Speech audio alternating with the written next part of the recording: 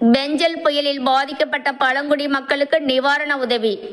விழுப்புரம் மாவட்டம் செஞ்சி வட்டம் பொன்பத்தி ஊராட்சி அஞ்சாஞ்சேரி எல்லைக்குட்பட்ட இடத்தில் 60க்கும் மேற்பட்ட பழங்குடி மக்கள் வசித்து வருகின்றனர்.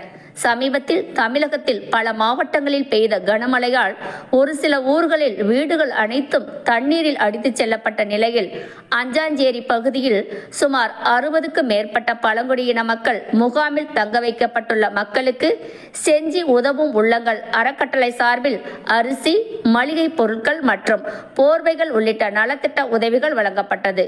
இந்நிகழ்ச்சியில் விழுப்புரம் மண்டல கனிமவள சிறப்பு ஆய்வாளரும் சமூக ஆர்வலருமான செஞ்சி கண்ணன், ஜெயங்கொண்டான் கிராம நிர்வாக அலுவலர் சரவணன், கிராம உதவியாளர்கள் கோபி கண்ணன், பூபதி, உதவும் உள்ளங்கள் அறக்கட்டளை நிறுவனர் ஜான் சத்யசீலன், செயலாளர் ஜெயசீலன் மற்றும் உறுப்பினர்கள் அறிவழகன், பகவான், சஞ்சய் ஆகியோர் கலந்து கொண்டனர்.